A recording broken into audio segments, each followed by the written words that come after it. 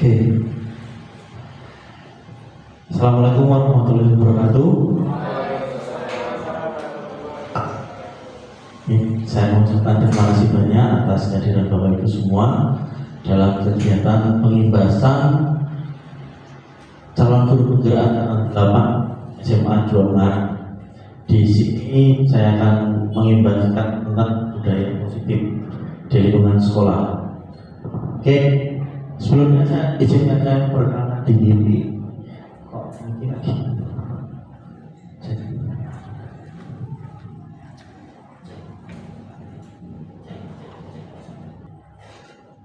Perkenalkan, nama saya Yeri Satria Eliezer Dobas, bisa dipanggil Yirai karena belakangnya huruf J, belakangnya huruf I, panggilannya Yeri.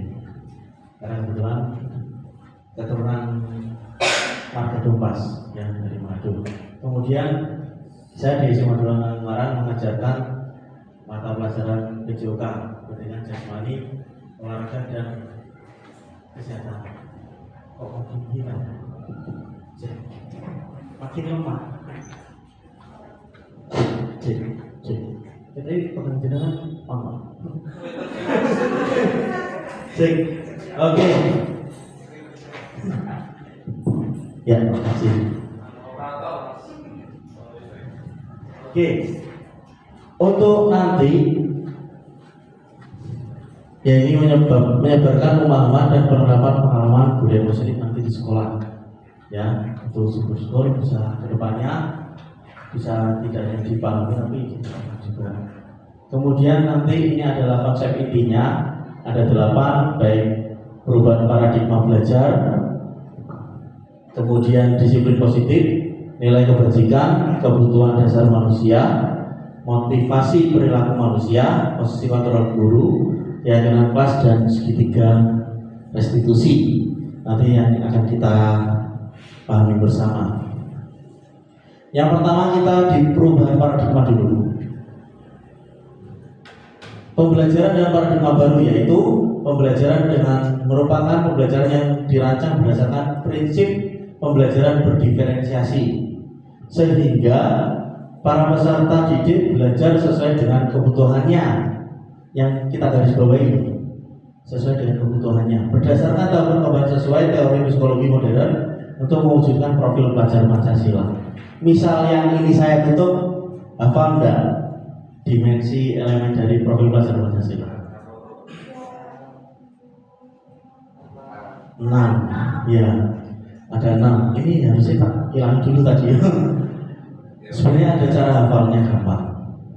Saya sempat di TikTok saya itu saya nyoba menghafal profil pelajar Pancasila dengan sebuah lagu. Mungkin izinkan saya utarakan. Mungkin pernah dengar ya. Belajar Pancasila, beriman dan bertakwa pada Tuhan Yang Esa dan berakhlak mulia, berkebinekaan global, gotong royong mandiri, kreatif dan bernalar kritis. Ya itu istilahnya gini, secara tidak langsung pernah dapat ya iseng-iseng aja sih gimana caranya hafalin sesuatu yang mudah. Karena kita hafalin secara hafalan benar-benar tingkat pemahaman tiap orang berbeda-beda. Ya, nanti bisa saya share di WA TikTok saya. Nah, oke, itu ya. Ini pembelajaran dengan paradigma baru. Lah, inilah miskonsepsinya. Miskonsepsinya gimana? Ilusinya adalah guru mengontrol murid. Pernah dengar guru mengontrol murid seperti ini? Sekarang kalian kerjakan A, sekarang kalian kerjakan B. Guru yang mengontrol semuanya. Ya kan? Padahal tingkat latar belakangnya berbeda. Kemudian miskonsepsi yang kedua tentang teori kontrol, bahwa kritik dan membuat orang merasa bersalah dapat menguatkan karakter. Ya, membuat rasa bersalah. Saya pernah. Ya ini memang yang saya alami semua. Dalam artian seperti ini. Kritik ya, karena di sini tidak ada kata solusi, tapi di sini adanya kritik yang membuat orang merasa bersalah. Misal di lapangan, kamu tadi ngambil bola berapa? Sekarang dikembalikan berapa? Terus hilang. Tanggung jawabmu gimana? Kamu tuh harusnya seperti ini. Kamu tuh udah boleh kan? Dia merasa bersalah. Ternyata itu adalah sesuatu yang tidak tepat. Ya. Nah, kemudian ilusi yang ketiga adalah bahwa semua penguatan positif efektif dan bermanfaat. Jadi bahwa semua penguatan itu sangat efektif dan bermanfaat. Maksudnya kamu tuh nanti bisa, oh ini bisa gini. Apa namanya? Penguatan positifnya gini. Misal tanding bela diri, tidak apa-apa kamu kalah. Wasitnya kayak gitu, juri kayak gitu, bela di sebelah sana. Itu penguatan positif, tapi ternyata tidak pas, ya tidak pas. Kemudian ilusi bahwa orang dewasa memiliki hak untuk memaksa, ya senior memaksa, karena kita lebih senior daripada murid kita junior, kita paksain, ayo cepat datang, ayo, nah, gitu kan, itu memaksa. Jadi ini adalah miskonsepsinya untuk teori kontrolnya. Nah, inilah perubahan paradigma stimulus respon teori kontrol. Siapa sesungguhnya yang memiliki kontrol? Coba gini. Kan kebetulan dua baris ya. Sekarang yang saya anggap saja kelompok A, kelompok B, kelompok C, kelompok D. Kelompok A dengan kelompok B, kelompok C dengan kelompok D mungkin bisa berhadapan. Coba yang tangan kiri digenggam sekencang-kencangnya. Bukan mungkin tidak apa-apa nih. Tidak apa-apa gitu. Maksudnya itu ada apa-apa kan? Nah, enggak gitu. Masing-masing tangan kiri digenggam sendiri. Ngapain? Genggam sendiri. Sebisa mungkin yang depannya tidak membuka, dan yang depannya sebisa mungkin tangan kanannya membuka tangan kiri yang di depannya. Maksudnya kelompok A tangan juga berusaha membuka tangan kanannya, berusaha membuka di kelompok B, ya. Nah, yuk silakan coba dibuka. Yang satu sekencang-kencangnya.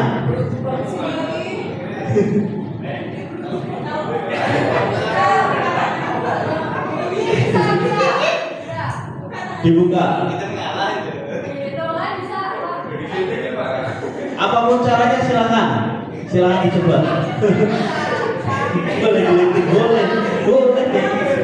boleh. Iya.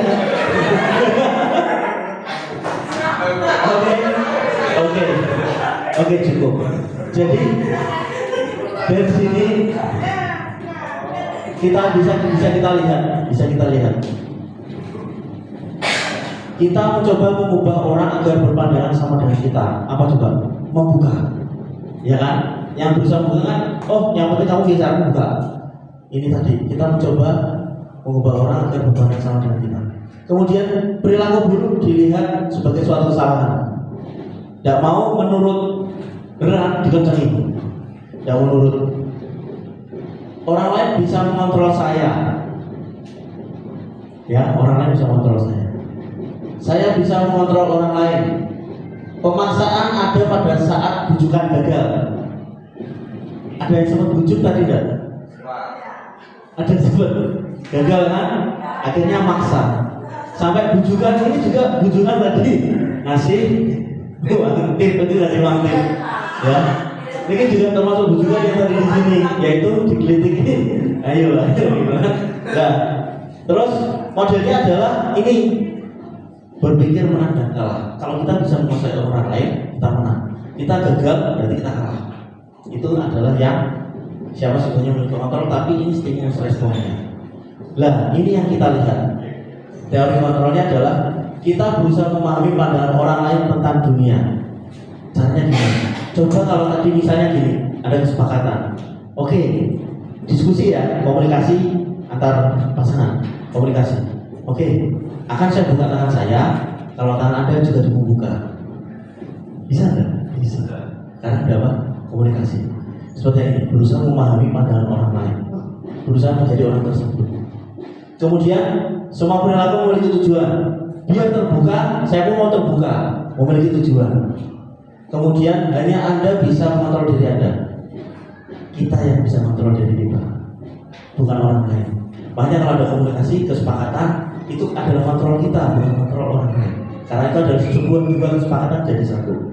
Ibarat kata, mungkin yang baru nyoba, ini ya, Bu Sinta, Bu Maya yang baru nyoba 2 lilin sekarang jadi 1 lilin. 2 nyawa jadi 3, mulai sekarang 4, 4. Sudah nikah? Ya, anaknya berapa? 1. Berarti sudah 2 lilin jadi 3. Ya, jadi 3. Berapa lilin? Kok tahu kosong? Ya, oke. Lanjut aja. Oke. Kemudian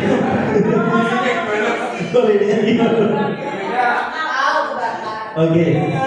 Kemudian ini kolaborasi dan konsensus menciptakan pilihan-pilihan baru seperti tadi yang saya sampaikan. Kolaborasi dari 2 kubu mengkolaborasikan, ada pilihan-pilihan. Ayo kalau mau membuka, saya akan membuka. Ya, sama seperti Pak Kofi toh, kalau kamu buka hati, saya akan juga buka hati. Pak Kofi hanya Pak Kofi saja. Kemudian ada model berpikir menang dan menang atau dalam bahasa Inggrisnya yang sering kita dengar winning solution. Oke, ini ya. Jadi harapannya ini adalah sesuatu yang negatif dan ini sesuatu yang positif yang bisa kita terapkan. Jadi dengan siswa pun sama. Kita harapannya membuka diri terhadap siswa, kita menjadi siswa tersebut. Misal di olahraga itu misalnya, ayo sekarang kamu lari keluar. Kita tidak pernah ngerasain lari. Seperti itu kan memaksa. Tapi kalau kita pernah lari jarak jauh ya, kalau kita nyatakan kita pernah lari jarak jauh, kita tahu oh anak yang kondisinya seperti ini harus diperlakukan seperti ini. Itu yang jadi miskonsepsinya harus kita rubah. Oke, kita masuk ke disiplin positif sekarang. Kalau nanti mau ada pertanyaan silakan langsung. Atau mungkin, oh ternyata saya pernah itu juga Pak. Saya pernah mengalami hal yang seperti itu. Mau sharing silakan. Ya. Disiplin positif yang kedua. Apa makna disiplin? Berasal dari bahasa Latin. Disciplina, tulisannya disiplina. Yang artinya adalah belajar. Disiplin itu ternyata artinya adalah sebuah belajar, yaitu berkonotasi dengan disiplin diri dari murid-murid menurut Socrates dan Plato. Disiplin diri membuat orang menggali potensinya menuju sebuah tujuan apa yang dia hargai. Namun budaya kita, makna kata disiplin telah berubah menjadi sesuatu yang dilakukan seseorang pada orang lain untuk mendapatkan kepatuhan. Ini yang kita harus bawahi. Kecenderungan umum adalah menghubungkan kata disiplin dengan ketidaknyamanan, bukan dengan apa yang kita hargai atau pencapaian suatu tujuan mulia. Ya, disiplin ini yang sering di kita. Nah inilah disiplin positif menurut teori kontrol, teori pilihan dari Dr. William Glasser. Dari Anda tidak bisa mengontrol orang lain, hanya Anda yang bisa mengontrol diri Anda. Kemudian kemaknaan disiplin tadi, belajar kontrol diri dengan menggali potensi kita agar tercapai tujuan mulia, yaitu sesuatu yang menjadi seseorang yang kita inginkan berdasarkan nilai-nilai yang kita hargai. Nilai-nilai seperti apa nanti ada. Kemudian kita ke kanannya, yaitu semua perilaku memiliki tujuan, yaitu teori motivasi. Untuk menghindari hukuman, untuk mendapatkan imbalan, untuk menghargai diri sendiri. Itu nanti ada di nilai-nilai kebajikan universal dan muncullah yang namanya keyakinan kelas. Nah, berdua sudah ya, Pak Covid sama Pak Ilham. Setiap saya masuk kelas, kemarin Kolit, Pak Kolit juga di lapangan ya. Kita adakan keyakinan kelas dengan siswa.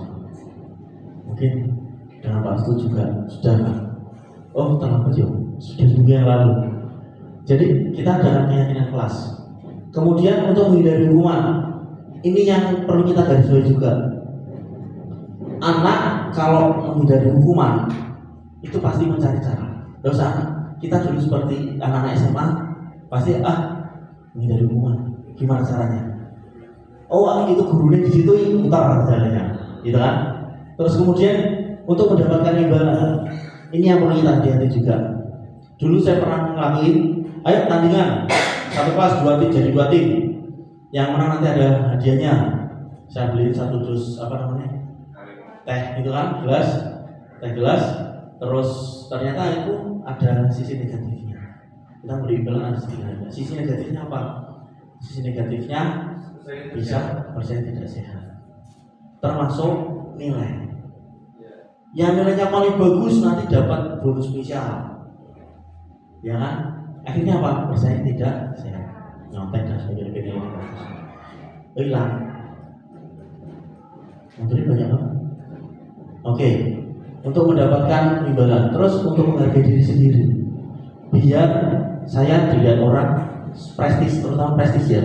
Prestis itu yang harus kita hati-hati juga.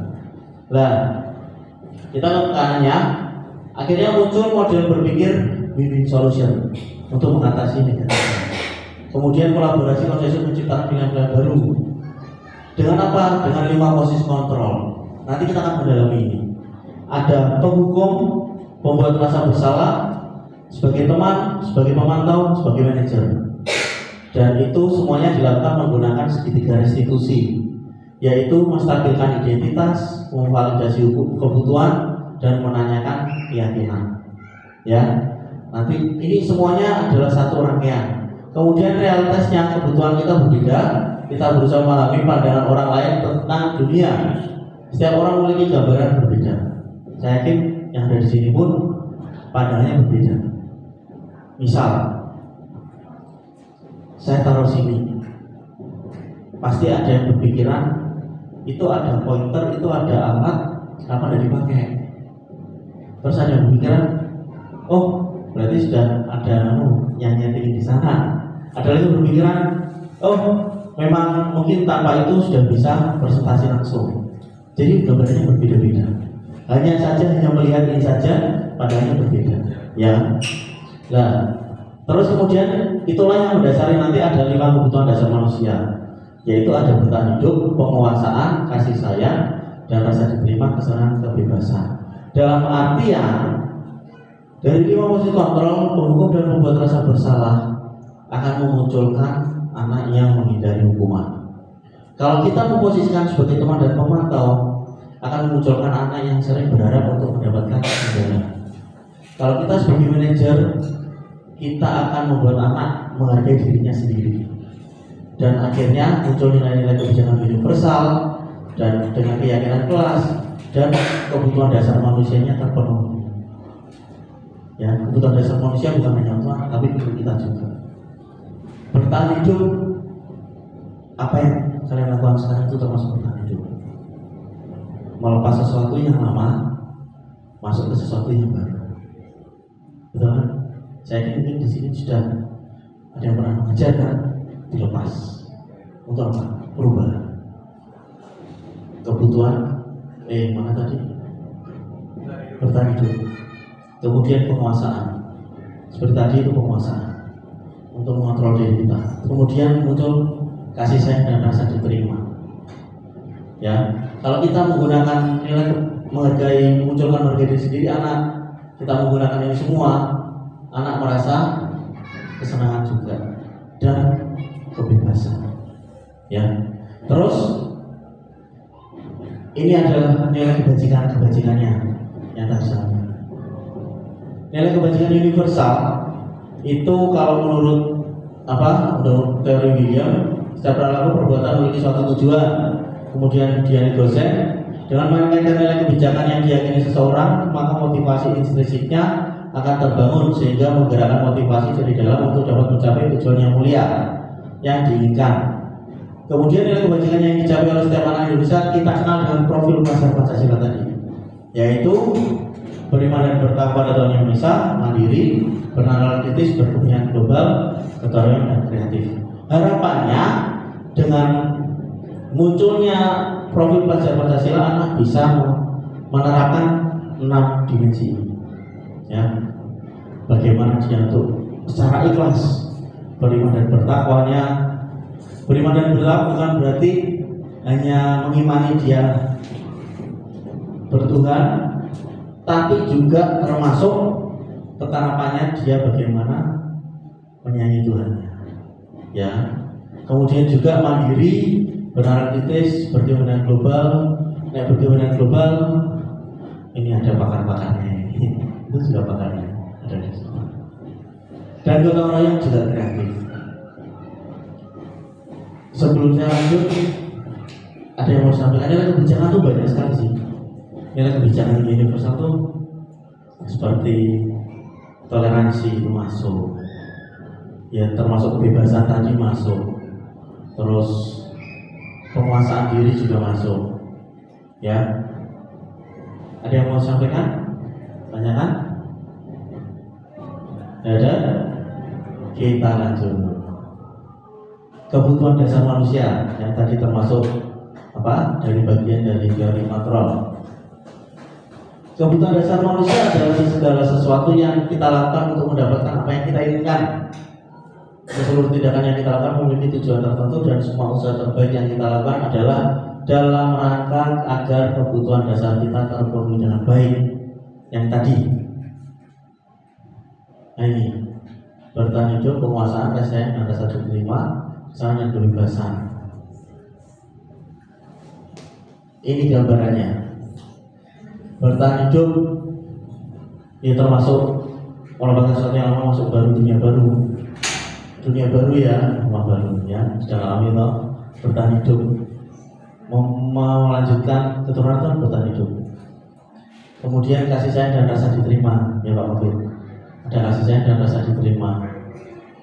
Kemudian penguasaan, ini yang tadi berusaha saya contohkan juga. Kemudian kebebasan, semua orang pengen bebas.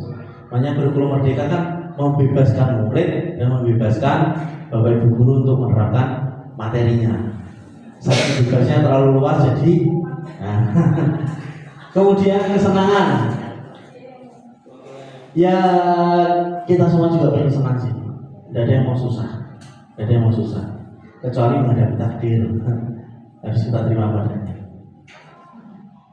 Oke, kita masuk ke motivasi perilaku manusia. Perilaku manusia ada 3, yaitu dari motivasi eksternal. Ada 2, eksternal dan internal. Sama ini ya. Ini yang nanti internalnya. Ini kita yang ke eksternal yang pertama, yaitu untuk menghindari ketidaknyamanan hukuman. Apa yang akan terjadi apabila saya tidak melakukannya? Apa yang akan terjadi kira-kira? Misalnya untuk menghindari ketidaknyamanan atau hukuman, jika tidak melakukannya,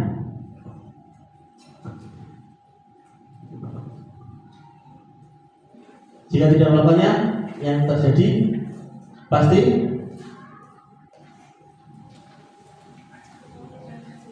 yang 5 kebutuhan dasar tadi. Ini kan apa yang akan terjadi apabila saya tidak melakukan ini, menghindari hukuman. Yang terjadi apa?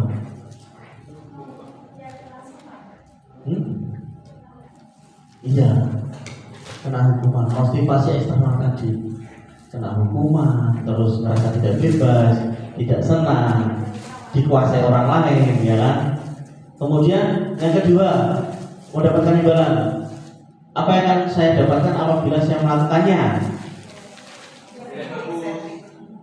Nilai bagus atau bebas, senang, terutama senang ya, bebas. Terus ngerasa kasih sayang dan diterima tadi, itu kalau dilakukan. Tapi untuk yang tujuan disiplin positifnya, untuk menghargai diri sendiri, saya akan menjadi orang yang seperti apa bila saya melakukannya. Saya menjadi orang yang seperti apa bila saya melakukannya. Menghargai diri sendiri, mencintai diri sendiri. Sherlock ya. Oke, jadi untuk menghargai diri sendiri, 5 kebutuhan dasar manusia pasti terpenuhi. Itu tujuannya. Makanya Tujuan disiplin positif dari internal. Untuk pemenuhan 5 kebutuhan dasar manusia itu dari internal, dari kita sendiri. Makanya bagaimana kita menerapkan biar seorang murid itu bisa memenuhi kebutuhan dasarnya, yaitu kita kembangkan untuk dia menghargai diri sendiri. Misal nanti ada di kanan ada. Oke. Nah, menurut Kiai Mantoro merdeka itu apa? Merdeka itu artinya tidak hanya terlepas dari perintah. Berarti masih ada perintah yang tidak terlepas, tidak hanya terlepas. Akan tetapi juga cakap buat memerintah diri sendiri. Jadi tadi untuk memenuhi kebutuhan dasarnya dia harus menghargai, dia harus memerintah dirinya sendiri, dia harus mengontrol. Kemudian dihukum oleh penghargaan, ini yang tadi saya sampaikan.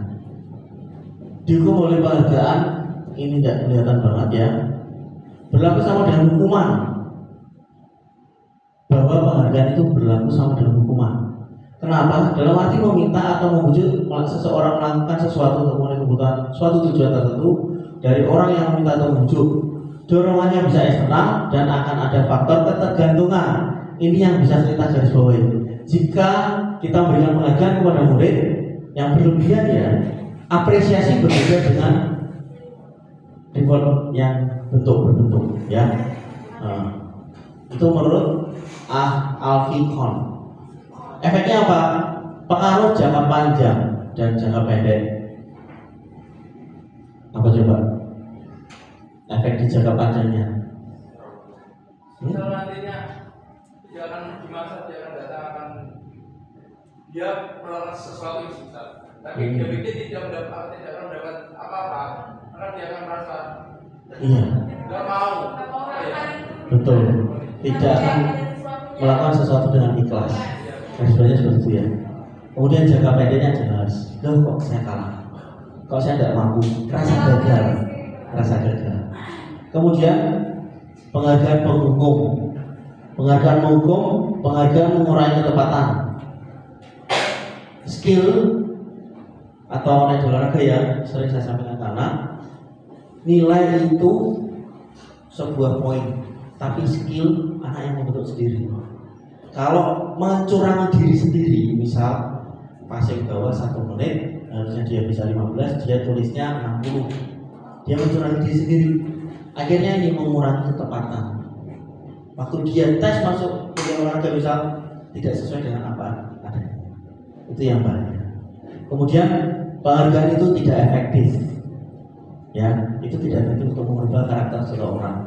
Tidak efektif untuk memancing motivasi mereka dari internalnya. Kemudian penghargaan berusaha hubungan. Nah ini yang bahaya. Ya kan, misal, Pak Covid, Pak Ilham, ya Pak Kolek, karena yang satu tidak ada ini, ya 3, 93, 94, 91. Akhirnya berusaha hubungan. Nah, saya sih paling banyak aja. Nah, misal gitu, ya. Jadi itu yang ini. Lepas. Kemudian penghargaan menurunkan kualitas. Nah ini yang tadi. Penghargaan menurunkan kualitas. Nilaimu bagus sih. Yaudah ini. Misalnya kalian tak beli mobil, nilainya bagus. Akhirnya ada benar bisa. Saya sudah mampu. Berarti besok tidak usah terlalu ngoyo lagi. Saya sudah bisa. Ya kan? Akhirnya itu. Kemudian penghargaan mematikan kreativitas, dan berikutnya juga penghargaan mengurangi motivasi dari dalam instruksi. Ya, ini adalah efeknya. Dihukum oleh penghargaan sendiri. Makanya sebisa mungkin kita berikan apresiasi ke murid itu dari apresiasi, luar biasa, Anda hebat. Kita aja. Ayo yang lain, kalian itu semua hebat. Jadi kita mau munculkan motivasi terus. Jangan capek. Sini mas, rambutmu panjang. Tapi lebih ganteng lagi kalau rapi. Itu motivasi kita munculkan. Jangan, rambut panjang, bisa potong, tak kasih uang 50.000. Ya kan, penghargaan itu mematikan. Oke. Posisi kontrol guru, nah ini yang mungkin kita akan pelajari bersama. Mau dibesarin? Saya juga. Oke. Posisi kontrol dulu ada 5. Yang tadi saya sampaikan di tengah. Ada penghukum, pembuat rasa bersalah, teman pemantau dan manajer. Untuk menghindari hukuman, karena posisi kontrol guru penghukum membuat rasa bersalah, murid akan menghindari hukuman, akan menghindari hukuman. Jika kita sebagai teman dan pemantau, murid akan menganggap, wah kita ketergantungan dengan guru A, kita ketergantungan dengan guru B, kedekatannya beda. Tapi yang diharapkan adalah kita sebagai manajer, yaitu agar murid menghargai dirinya sendiri, tidak mengharapkan imbalan, tidak menghindari kita. Ya, kita sebagai manajer. Misal, penghukum itu guru berbuatnya menghardik, menunjuk-nunjuk, menyakiti, menyindir. Ya. Kemudian guru itu pasti akan berkata, kalau kamu tidak melakukannya, awas ya, rasakan. Misalnya gitu. Hati-hati gitu ya. Nah, di lapangan bahasa macam-macam keluar kan. Kayak gitu. Itu penghukum. Hasilnya apa? Hasilnya memberontak, menyalahkan orang lain dan juga berbohong. Anak akan memberontak. Kadang gini. Makanya saya membuat konsep ke anak, keyakinan kelasnya, kita pakai kalimat positif. Misal, tidak boleh terlambat, ada kata tidak. Kita ganti, hadir tepat waktu. Apa namanya? Tidak boleh rambut gondrong, tidak boleh kukunya panjang, bajunya tidak boleh dikeluarkan. Kita gantikan berpenampilan rapi, yang hadir. Nah, berpositif, kita berpositif terus. Makanya nanti ada di sini. Kemudian akhirnya anak tidak akan berbohong. Akhirnya anak juga tidak akan memberontak. Karena setiap larangan, setiapnya kalimat negatif keluar, anak pasti akan mencoba. Ya, anak pasti mencoba. Saya sudah mencoba ke anak saya usia TK. Kamu udah boleh main HP kalau kamu belum mandi. Akhirnya dia mandi. Hanya tujuan dapat main HP. Akhirnya saya coba rubah. Tapi prosesnya tidak secepat yang saya bayangkan. Prosesnya lama. Saya rubah. Kak, kalau kamu mandi, kamu kan seger. Nonton HP nanti tidak ngantuk. Jadi gitu, kita biar dia menghargai dirinya sendiri untuk jaga kesehatan. Nanti kalau kamu matanya ngantuk, dipaksain main HP, belum mandi, nanti keringatan bobo dari enak. Nah gitu toh. Jadi kita merubah pola aja. Kemudian, ini tadi berkata, biarkan saja. Nanti juga marah-marah lagi. Datang. Ini misalnya gitu kan. Benar. Kalau siswanya ketemu sama gimana? Kan kalimatnya kasarnya seperti itu. Kemudian dia akan, ini dampaknya adalah ini, mengulangi kesalahan yang sama. Ini dampaknya. Kemudian jika membuat rasa bersalah, itu contohnya guru selalu berceramah dan mengatakan, seharusnya kamu seperti ini. Saya tuh kecewa sama kamu. Saya tuh kalau kamu kayak gitu nanti terus guru kepala sekolah marahin saya. Itu kan membuat rasa bersalah pada dia. Cepetan. Guru berkata, kamu sudah tahu ibu lelah sekali mengatakannya. Ibu stres hadapin kamu. Kok ini ngeyelan. Lah, hasilnya apa? Dia menyembunyikan sesuatu, dia menyangkal, dia berbohong. Ya, dia misalnya gini, harusnya dia potong rambut, tapi di dalam dia sore ada kegiatan, malam harus ngerjain tugas. Misalnya seperti itu, kita tidak tahu alasan. Ya itu. Terus kemudian kaitan dengan dunia berkualitas, murid meletakkan guru di dalam dunia berkualitas. Maksudnya tuh, berarti gurunya itu hanya mandang dari segi fisik. Kemudian murid berkata, maafkan saya. Cuma maafkan. Hasilnya apa? Merasa rendah diri. Mungkin pernah ngerasain, karena saya pernah penghukum guru saya pernah. Saya masih ingat sampai sekarang. Efeknya dulu saya mulai kesalahan terus, yaitu dulu waktu pelajaran biologi materinya adalah membuat gambar sesuai apa yang digambar guru saya di papan tulis. Gambar kata ya gambar kata, gambar bagian dalam kata ya bagian dalam kata. Tapi namanya gambar saya tidak selalu gambar. Saya tidur dilempar pakai kapur menghapus kenceng ya. Sekarang plastik enak, dulu kayu. Dia tetap beda kapur. Itu pun tetap kaget. Dan makanya saya mulai kesalahannya sama, makin dablek, makin nakal kesalahannya.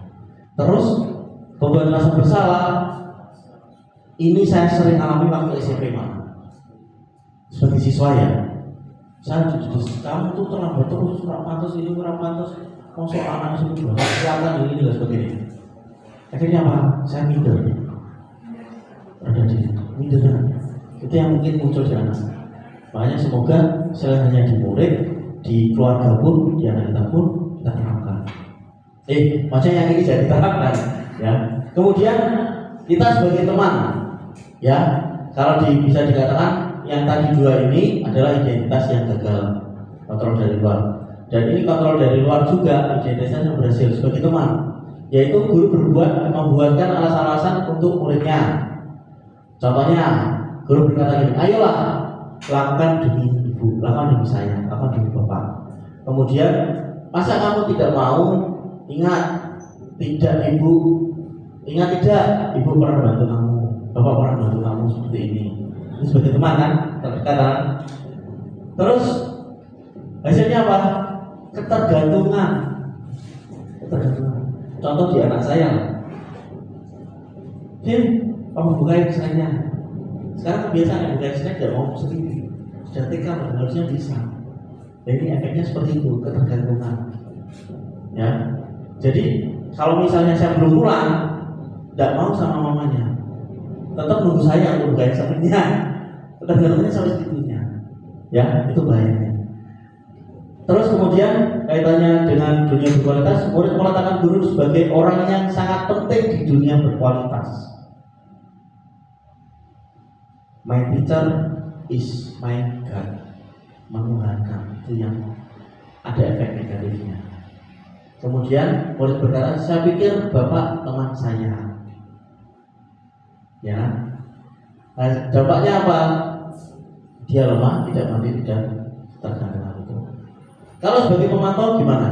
Sebagai pemantau itu menghitung dan mengukur yang diperlakukan oleh guru. Mungkin ada beberapa yang sudah mengalami. Dan guru berkata, coba apa peraturannya? Itu pemantau. Misalnya rambut tidak boleh panjang, kita panggil. Coba apa peraturannya? Kita panggil anak berangkat sekolah tidak pakai helm misalnya, apa peraturannya? Kemudian hasilnya adalah dia akan menyesuaikan diri bila diawasi. Kalau tidak diawasi, loss. Dia kan bablas tadi. Itu. Terus kemudian kaitannya adalah meletakkan guru, peraturan dan hukum di dunia berkualitas. Ada guru, berarti ada peraturannya, ada hukumannya. Mindset anak seperti itu. Kemudian murid berkata, berapa banyak bintang yang harus saya peroleh? Misalnya kan anak TK ya, dia kan dapat dibuat berapa bintang. Kalau dia melakukan pelanggaran, bintangnya dikurangi 1. Ya, itu pemantau. Kemudian berapa halaman yang harus saya tulis, ini hukumannya. Dia akan tahu sendiri. Dan dampak positifnya adalah menitik beratkan pada sanksi atau hadiah untuk dirinya. Jadi setiap apa yang dilakukan di antara dua, dapat hadiah atau dapat hukuman. Itu yang anak pikirkan. Lah ini yang harapannya. Anak bisa mengkontrol dari diri sendiri. Yaitu kita membuat anak untuk mengajar diri sendiri. Kita sebagai manajer, guru berbuatnya mengajukan pertanyaan-pertanyaan. Kemarin saya sudah mencoba membuat video tentang segitiga restitusi, yaitu kontrol guru sebagai manajer. Kemudian apa yang kita yakini itu yang kita tanya. Karena kita sudah buat keyakinan kelas, Pak Anak misalnya tidak ikuti pelajaran saya. Apa sih yang sudah kita yakin bersama, ya kan? Kemudian Apa yang bisa kamu kerjakan untuk memperbaiki masalah ini? Kira-kira kalau kamu seperti itu, kamu akan membuat apa? Kita kontrol sebagai manajernya. Terus kemudian murid akan mengatakan dirinya sebagai individu yang positif dalam dunia. Dia akan merasa bahwa dia adalah orang yang bisa mengontrol dirinya. Itu yang kaitan dengan dunia berkualitas. Murid akan berkata, bagaimana caranya saya bisa memperbaiki keadaan, Pak? Misalnya, Pak Khalid ada ganti tugas saya ngajar, terus anak ngerasa berbuat curang, misalnya bulan dipetik, kita boleh dipetik. Kemudian besoknya saya datang, kok bulannya kurang? Pak Khalid cerita, kok bulannya kurang sedikit. Terus saya panggil anaknya, kira-kira apa yang sudah kita yakini? Salah satunya adalah menjaga fasilitas sekolah. Kita sudah diyakinkan bersama. Kemudian fasilitas itu adalah milik kita bersama semua, harus dijaga. Itu yang diyakini juga. Anak akhirnya tahu, oh yang kita yakini adalah ini. Terus kira-kira apa yang akan kamu lakukan? Seperti penyanyi juga, Pak, bagaimana cara saya biar saya memperbaiki diri saya? Terus akhirnya kita munculkan, kira-kira apa yang akan kamu lakukan? Apa yang kamu munculkan dari dirimu sendiri? Oh iya Pak, saya akan menemui Pak Khalid untuk meminta maaf. Jangan berusaha mencari bolanya. Itu salah satu untuk dia memunculkan motivasi intrinsipnya dia. Dampaknya apa? Dampaknya mengevaluasi diri, bagaimana cara memperbaiki diri. Itu dampaknya. Itulah yang diharapkan bahwa kita adalah sebagai manajer. Dari kelima ini, kira-kira Bapak Ibu sampai saat ini melakukan yang mana saja? Kalau saya dari dulu pernah, membuat rasa bersalah sering, teman keseringan, pemantau sering, manajer baru mencoba. Ya makanya kita diajarkan seperti itu untuk anak bisa memenuhi 6 dimensi profil pelajar Pancasila. Oke, ada yang ingin disampaikan? Tidak ada? Atau mungkin tidak mungkin dengan ngacung. Siapa yang sebagai penghukum? Oke, lah ini ada pertanyaannya. Ini ada yang garisbawahi. Mungkin ini kata kuncinya ya. Saya kecewa sekali dengan kamu. Kira-kira posisi kontrol apa? Saya kecewa sekali dengan kamu. Dari 5 tadi, ya. Pembuat rasa bersalah. Betul. Itu sih. Itu anak itu. Oke, membuat rasa bersalah. Kamu tidak pernah benar melakukannya.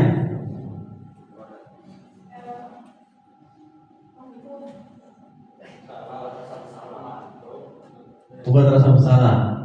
Ingat ya, semuanya kita ingat bersama. Kamu tidak pernah benar melakukannya, ya. Mengerti? Oke. Ayolah, lakukan demi Bapak dan Ibu. Teman. Apakah kamu mau mendapatkan stiker bintang hari ini? Apa juga? Memantau. Bagaimana kamu bisa menyelesaikan masalah ini? Manajer. Kamu selalu paling yang terakhir.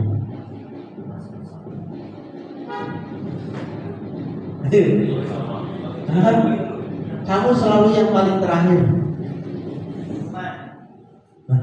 Ada teman rasa bersalah. Oke, kita lihat jawabannya. Yang pertama benar ya. Kamu tidak pernah melakukan yang benar, bohong. Ayo lakukan minggu teman benar tadi ya, sebelum besar. Kemudian pemantau, ini pemantau. Apa kamu mendapatkan stiker hari ini? Ayo, siapa yang tidak mau dihukum? Nah, itu pemantau. Ya. Terus kamu selalu yang paling terakhir, itu menghukum. Misalnya yang di olahraga, kamu lari paling terakhir. Wah, lemparanmu paling pendek. Makanya latihan, nah itu kan menghukum. Ya. Oke ya. Oke, kita lanjut di keyakinan kelas. Setelah musik kontrol, kita keyakinan kelas. Mengapa tidak ada peraturan saja? Mengapa harus keyakinan kelas? Ini yang perlu kita garis bawahi. Mengapa kita memiliki peraturan harus menggunakan helm bila mengendarai kendaraan roda 2? Keselamatan itu salah satu nilai kebajikan, ya kan? Mengapa kita harus menggunakan helm saat memiliki roda 2? Mengendarai roda 2. Oke, kemudian pertanyaan kedua, mengapa kita memiliki peraturan harus memakai sepatu berwarna hitam polos? Seragaman. Nilai kebajikannya apa? Disiplin, kompak, ada lagi kesenjangan sosial. Ya. Kemudian, mengapa kita memiliki peraturan harus datang tepat waktu? Disiplin, waktu, tanggung jawab, ya kan? Terus satu lagi mungkin tidak terpikirkan, mandiri. Nilai kebajikannya mandiri. Makanya untuk mendukung motivasi intrinsik, kita kembali ke nilai-nilai keyakinan-keyakinan dari yang universal aja. Lebih menggerak seseorang dibandingkan mengikuti persyaratan peraturan. Seperti yang tadi. Misalnya di olahraga, boleh minum nggak?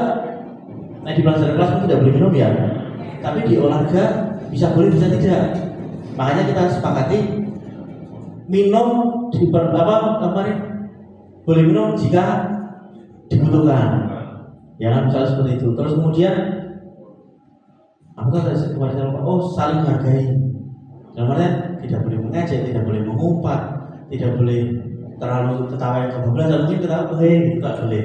Misalnya orang depan juga ke samping gitu kan, hei, itu boleh. Wow, apa itu? Kadang nggak gitu kan. Dosa di siswa.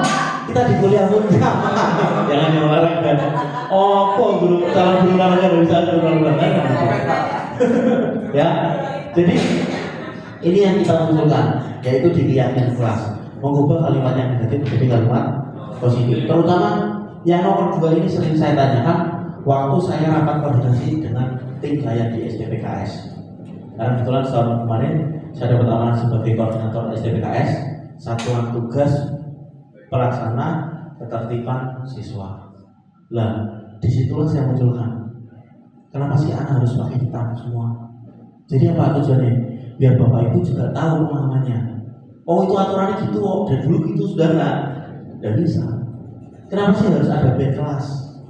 Dari dulu gitu loh sebagainya. Mayoni, apa kok mayoni? Biar yang dicetak sekolah gerak, laris gitu. Sekarang udah boleh. Ada boleh dijual, dan sebenarnya sekolah udah boleh sekarang. Nah, terus bagaimana? Ya tetap kita nggak boleh. Identitasnya bagaimana? Minimal kita kasih tahu anak. Ayo, buat identitas tidak harus di kelas. Nama, buat sendiri. Kan bisa. Logo SMA beli di toko banyak, ya kan? Nah, logo pribadi tidak ada. Tulisan bordir SMA 2 Ungaran, cukup tulisannya aja, meringankan siswa. Misalnya seperti itu. Terus kemudian, kenapa sih anak harus bersepatu hitam? Kalau di olahraga, karena bertentangan dengan olahraga ya. Olahraga kan sepatu harus berwarna hitam, kan berwarna hitam kan. Nah, transparan itu nyeker berarti. Makanya saya buat plan kenapa sih harus berwarna hitam? Boleh tidak ada listnya putih di bawahnya? Dulu hitam di tahun 100%. Sejak saya munculkan pertanyaan, boleh tidak ada listnya di bawah? Berarti aturannya dirubah, berwarna dominasi hitam. Ada listnya boleh. Kenapa tali sepatu harus hitam semua? Tidak boleh putih, tidak boleh warna-warni. Yang tadi nilai kebajikannya, kesenjangan sosial kita hindari, toleransi kita hindari. Ya, bisa jadi, sepatunya merah, sampai di perjuangan gitu. Sepatunya biru ini masih gimana? Itu kan bisa jadi toleransinya tidak ada. Ya, itu yang kita hindari. Oke, untuk keyakinan kelas bersifat abstrak, ya, bersifat abstrak. Kita bisa mengambil dari aturan, kita ubah. Kemudian berupa pernyataan universal, umum ya, bisa disepakati bersama-sama. Kemudian dibuat dalam pernyataan positif yang tadi saya sampaikan, tidak kalimat negatif, tidak ada kata dilarang, tidak ada kata tidak. Kemudian sedikit saja agar mudah diingat. Kemarin kita buat 6 ya, 6 keyakinan kelas untuk pembelajaran olahraga.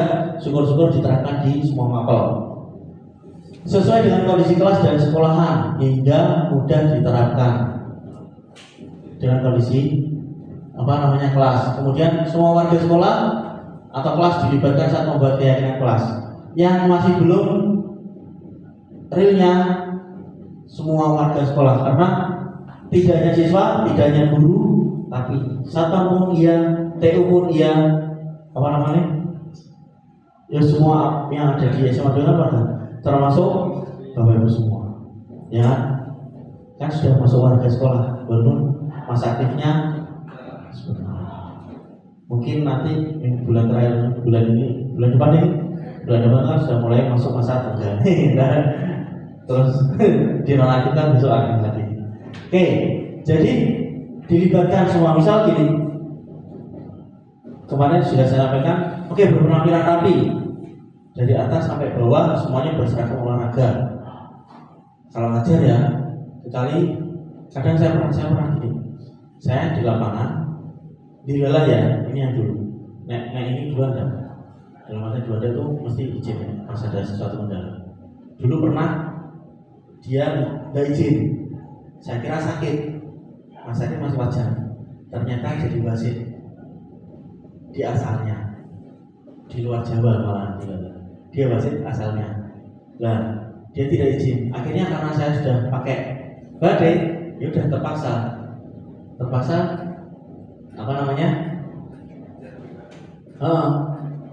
saya ke lapangan tapi pakai badai. Tidak etis, di olahraga tidak etis, harus menyesuaikan dengan kondisi lapangan.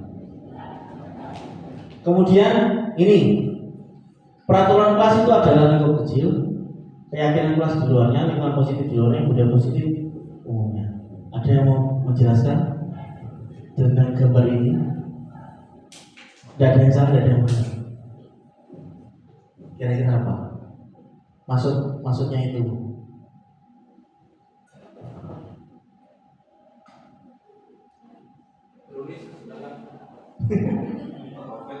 Pak Mufid? Ya? Ada? Oke. Pakai mic? Enggak, gini aja Pak, suara saya jangan. Artinya pun keras. Sebentar dulu. Apa Pak Mufid? Oke, silakan Bu. Ini menurut saya, jadi kalau menurut saya peraturan kelas itu dapat terwujud atau dapat terlaksana dari keyakinan kelas. Jika suatu kelas itu melakukan keyakinan kelas, maka timbullah lingkungan yang positif. Jika lingkungan positif itu tercipta, maka di sana dapat tumbuh budaya positif. Luar biasa. Yes. Lebih hematnya peraturan kelas sudah ada. Kita positifkan menjadi keyakinan kelas yang nanti jika diyakini bersama muncullah yang saya sampaikan lingkungan yang positif. Kalau lingkungan itu positif, munculnya nanti budaya positif. Kalau budaya positif muncul, anak lulus dari SMA juga mengharap mereka menjadi anak yang berkarakter positif. Itu yang diharapkan. Oke. Sebelum masuk ke garis diskusi, ada yang disampaikan tentang tadi keyakinan kelas.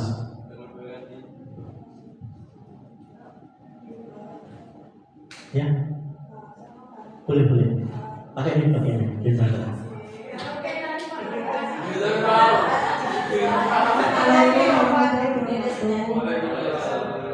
Saya Runis sebenarnya mau bertanya pada Pak Yeri, sedikit berbeda dengan penjelasan yang dijelaskan, tapi agak terkait dengan budaya positif di kelas. Sebagai seorang guru, kita kan harus menjadi pribadi yang positif, yang ramah, yang tidak ramahlah kepada siswa. Tapi terkadang siswa itu salah mengartikan keramahan kita. Nah, terkadang mereka jadi lebih bukan cuma meremehkan, tapi lebih kayak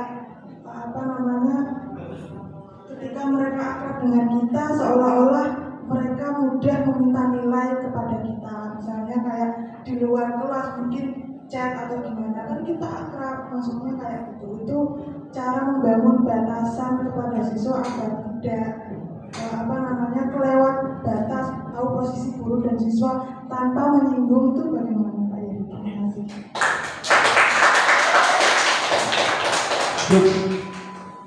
Ya memang yang sering dialami seperti itu. Ya, berarti yang diterapkan adalah posisi kontrol apa coba? Teman. Ya kan? Anak merasa, oh, saya bukan temannya ibu loh. Benar kan? Kalau posisi teman, kita geser ke jangan memantau, langsung ke manajer. Itu yang harus kita terapkan. Oke, kamu kalau mau nilai bagus, keluarkan skillmu. Kira-kira nek kamu mau nilai bagus, apa yang akan kamu lakukan? Kita open ke mereka. Kalau kamu minta nilai, bisa saja saya kasih nilai. Tapi kan kemampuanmu kamu yang punya. Kamu saya kasih nilai 90, kamu lulus dari sini, kamu tidak akan menguasai tentang sejarah. Karena kamu tidak mau open tentang dirimu. Kamu yang ini dulu, apa yang kira-kira akan kamu lakukan? Skill kamu yang buat. Misalnya gitu. Kita akan terus bagaimana saja. Bisa Pak, ini anak dapat nilai bagus dibanding teman-temannya. Terus teman-temannya tuh bilang kalah deket sama jumlah udah membangun prestasi seperti itu. Kita sebagai guru gimana Pak? Apakah harus menjelaskan kelas atau biar mereka kan akan keluar dengan kesan yang menganggap kita subjektif. Yes, sama seperti saya alami seperti itu. Jadi anak, terutama maaf ya, yang perempuan naik olahraga mesti lebih dekat dengan guru laki-laki. Naik sing laki-laki, naik guru laki-laki, guru perempuan, naik usia SMA mesti tidak dekat. Benar nggak? Karena anak berbaca sebelah, cantik, dekat dari Pak Yeri, makanya tidak dilatih. Makanya itu yang kita lakukan.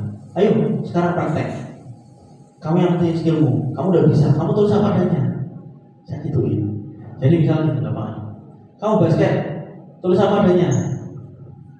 Nilaimu bagus karena kamu melakukan 3 hal yang sudah kita sepakati. Kamu berdisiplin, kamu tanggung jawab, kamu mandiri. Dia tidak bisa Pak, kok nilainya bagus. Oh dia kemarin masih ikut basket, jumlahnya 0, kok dapatnya 90. Oh karena dia tanggung jawab terhadap tugasnya. Dia merubah, Pak, saya mau tugas yang lain. Kita jangan seperti itu aja. Iya, transparansi aja. Kita kalau bisa di posisi yang netral. Misalnya ada anak yang bersinggungan, apalagi ini yang mau saya rubah, mau saya hilangkan adalah mindset bahwa di dalam kelas sebisa mungkin tidak ada yang namanya satu atau mengkotak-kotakkan diri. Ya, harapan saya di Bapak Ibu juga tidak ada satu-satuan kecuali PDKT beda cerita. Ya. Oke. Saya tidak mau bahas juga nanti. Oke, kemudian segitiga restitusi. Ini yang menurut saya menarik waktu saya mendapatkan materi ini. Yaitu suatu proses dialog yang dijalankan oleh guru agar dapat menghasilkan murid yang mandiri dan bertanggung jawab. Ya, ini yang nanti kita terapkan ya, seperti ditanyakan tadi, itu kita terapkan. Yaitu pertama adalah menstabilkan identitas, kedua validasi tindakan yang salah, ketiga menanyakan keyakinan. Ya, seperti apa? Untuk menstabilkan identitas, untuk membuat anak yang merasa gagal karena berbuat salah menjadi positif terhadap dirinya. Yaitu guru berkata, berbuat salah itu hal yang manusiawi. Misalnya dia berkelahi. Terus saya ajak ngobrol. Kenapa saya mau cerita seperti ini? Karena ini hari apa ya? Jumat ya. Kamis sama Rabu kalau tidak salah. Ada anak berkelahi di kantin. Saya ditelepon, Pak, berkelahi ini. Saya lihat dari koperasi memang lagi ramai. Saya kira ketangkap pelanggaran yang lain. Ternyata berkelahi. Saya datangin. Saya menanyakan ini. Saya menyatakan seperti ini. Wajar cara anak gelut karena memunculkan identitasmu. Aku ngerti gue juga pengen bangga. Saya gituin. Tapi tujuanmu apa? Lah itu nanti kita lanjut ke yang kedua. Kemudian tidak ada manusia yang sempurna. Kita tuh semua tidak sempurna. Memang kamu rambutnya seperti itu. Itu adalah rezekimu. Rambut keriting itu rezekimu saat itu. Iya kan? Itu rezeki, tidak ada yang sempurna. Semua pengen yang lain. Termasuk saya pengen rambutnya jabrik, tapi tidak bisa jabrik walaupun pendek-pendek itu tidak bisa jabrik. Kemudian Bapak Ibu juga pernah buat yang salah. Kita mencoba seperti itu. Itu adalah menstabilkan identitas. Dan Bapak Ibu tidak tertarik untuk mencari siapa yang benar dan siapa yang salah. Saya kemarin juga mengatakan seperti itu. Saya tidak mau tahu siapa yang benar, siapa yang salah. Masalahnya seperti apa. Mereka baru menjelaskan. Kemudian bisa kita berkata juga, kalau kamu menyalahkan dirimu sendiri terus, apakah kamu bersikap baik terhadap dirimu sendiri? Ini yang kita munculkan untuk menstabilkan identitas. Kemudian validasi kebutuhan, yaitu membantu murid mengenali kebutuhan dasarnya yang ingin dipenuhinya ketika melakukan kesalahan itu. Pada dasarnya setiap tindakan manusia tujuannya adalah memenuhi kebutuhan dasar. Ya, yang 5 tadi, kebutuhan dasar 5. Kemudian guru berkata, kamu bisa saja kan melakukan hal yang buruk, tapi kamu tidak melakukannya. Ya, kamu bisa saja kan ambil batu kamu lempar temanmu, tapi kamu tidak melakukannya. Itu sudah bagus itu. Walaupun kamu melakukan hal yang seperti itu, nah itu saya gitu. Kamu pasti punya alasan mengapa melakukannya. Kita pancing juga. Kemudian apa yang penting bagi kamu? Apa yang penting sih bagi kamu jika kamu berkelahi? Kita bisa seperti itu. Kemudian kamu boleh tetap berusaha menjaga sikap itu, tapi tambahkan sikap yang lain yang baru. Kamu boleh sih rambutmu gondrong karena temanmu mungkin ngerasa kamu lebih ganteng, lebih gondrong itu lebih ganteng. Ya, tidak apa-apa. Tapi coba kamu rapikan lagi. Kan mesti ada sesuatu yang baru. Temanmu pasti tertarik. Oh siapa ini ya? Itu kita munculkan. Yaitu memvalidasi kebutuhannya, untuk kesenangannya, untuk kebebasannya. Kemudian, maukah kamu belajar cara lain untuk mendapatkan yang kamu butuhkan tanpa harus memukul? Ya kan? Kita munculkan itu. Oke. Menanyakan keyakinannya, yaitu anak melihat kesalahannya dihubungkan dengan norma-norma sosial, nilai yang mendasari manusia berinteraksi dengan lain. Misalnya, apa nilai yang kita percaya di kelas kita? Ya kadang-kadang yang berkelahi di dalam berkelahi itu satu kelas. Satu kelas dan masih kelas 10 juga, makanya kan saya belum tahu ya yang kelas mereka seperti apa. Tapi kira-kira di dalam kelasnya ini ya, misalnya kamu ingin jadi anak seperti apa kamu berkelahi, ya. Terus saya munculkan kemarin, kamu tuh satu kelas berdua. Kalau kamu sekarang berkelahi, kamu besok 3 tahun tuh satu sekolahan. Aku mau berkelahi terus setiap hari, kamu tidak capek? Saya gituin. Kalau mau dapat penghargaan, kalau ada penghargaan, kamu dapat penghargaan, ayo tak pasangin matras, tak wasiti, kayak gitu ya. Ya kan, kita munculkan di menanyakan keyakinannya. Terus apa yang kamu rasakan ketika kamu melakukan itu? Kamu menjadi orang seperti apa? Makanya sebagai restitusi, yaitu menstabilkan identitasnya. Kita validasi kebutuhan dasarnya sebagai manusia dan juga menanyakan keyakinannya yang sudah kita sepakati bersama seperti apa. Intervensi 30 detik. Nah, kira-kira intervensi ini bisa membantu murid kembali ke tujuan semula dengan cukup singkat dan cara non-konfrontatif. Pertanyaan-pertanyaan yang diajukan biasanya dikemukakan oleh seorang pemantau dan manajer. Ini yang mungkin bisa ditanyakan. Apakah kamu ingin berbuat lebih baik? Apakah saat ini kamu sedang menjadi orang yang sedang kamu inginkan? Apakah kamu bisa mengubah kegiatan dan sebagainya? Peraturannya apa? Apakah saya bisa bantu kamu agar kamu segera mulai? Nah ini mungkin bisa menjawab dari Bu Rumi. Runis. Ini yang tadi. Apakah saya bisa bantu kamu agar kamu dapat semuanya? Misalnya tadi, teman-temannya pada iri, tidak tahu. Kamu nilai bagus. Kapan yuk kita mulai biar kamu nilai bagus? Ayo kita belajar bersama. Apa yang kamu udah bisa? Kira-kira sampai sekarang pemahaman kamu yang mana yang kamu sulit untuk kamu capai? Akhirnya kita munculkan. Makanya diharapkan sebagai minimal pemantau, syukur-syukur di posisi manajer. Ya, itu mungkin yang bisa saya sampaikan. Terima kasih. Prinsipnya adalah di Guru Bunda ada slogan tergerak, bergerak, dan menggerakkan. Mungkin saya sedikit menyampaikan bahwa kemarin juga dapat tugas itu membuat sebuah visi, dan visi itu bisa diterapkan di sekolah.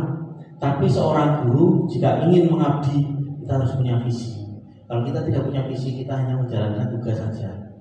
Karena visi saya itu adalah Taman Indah Wali singkatannya, yaitu mewujudkan warga sekolah yang tanggung jawab, mandiri, inovatif, disiplin, akhlak mulia, dan berwawasan lingkungan. Saya singkat menjadi Taman Indah Wali. Tujuannya apa? Sekolah adalah sebuah taman yang indah yang diisi oleh semua wali. Karena kita sebagai guru, kita wali murid kita pengganti orang tua mereka.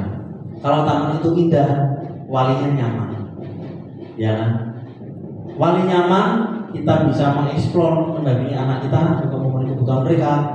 Mereka akan terpenuhi dengan sendirinya dari dalam diri mereka, bukan dari luar saja.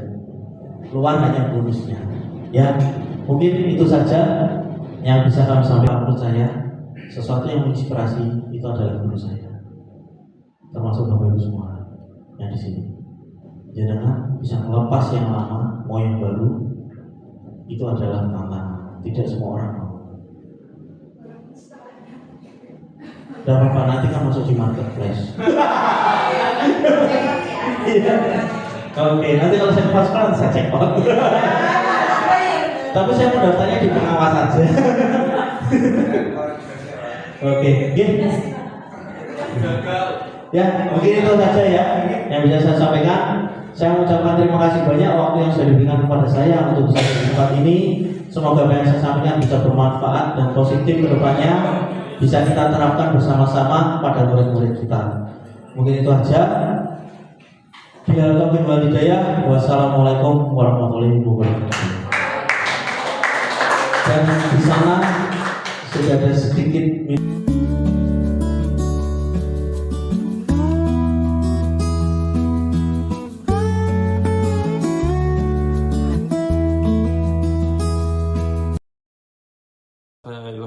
Pratama. Saya mengampu pelajaran pendidikan jasmani olahraga kesehatan. Saya sudah mengikuti materi yang telah disampaikan oleh Bapak Yeri mengenai budaya positif di lingkungan sekolah. Menurut saya itu sangat baik. Dalam proses pembelajaran tentunya kita melibatkan siswa, di situ kita berinteraksi dengan siswa. Jadi dibutuhkan lingkungan yang baik. Jadi bagaimana cara pendekatan kita ke siswa sudah disampaikan dengan baik oleh Bapak Yeri. Di sini Bapak Yeri menggunakan beberapa keyakinan-keyakinan yang ditumbuhkan oleh kelas tersebut, yang diciptakan oleh kelas, sehingga siswa dapat meyakini dan mentaati peraturan yang sudah dibuat tersebut. Terima kasih. Sukses Pak Yeri.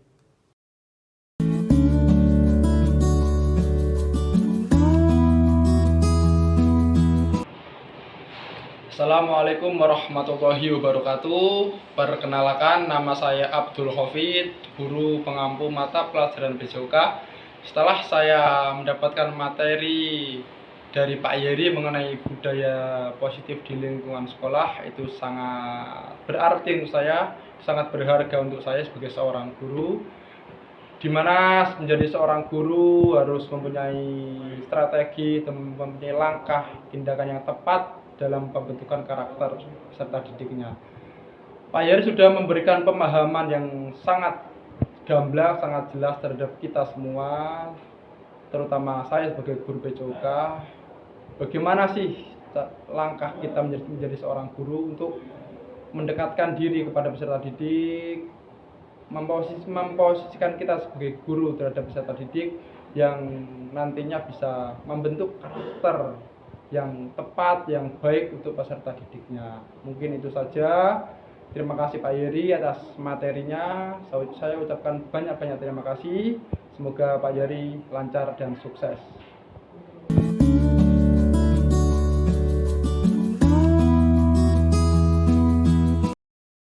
Assalamualaikum warahmatullahi wabarakatuh. Perkenalkan, nama saya Isa Wulansari. Saya pengampu mata pelajaran seni budaya. Atas pemaparan materi yang kemarin Bapak Yeri sampaikan tentang sosial budaya yang ada di dalam kelas, itu sangat bermanfaat sekali bagi kami sebagai guru yang ada di dalam kelas, mengatur dan mengelola peserta didik menjadi karakter yang baik dan pada nantinya menjadi karakter yang sosial dan berbudaya. Terima kasih Pak Yeri atas pemaparan kemarin. Semoga menjadi guru penggerak yang sukses dan lancar. Assalamualaikum warahmatullahi wabarakatuh.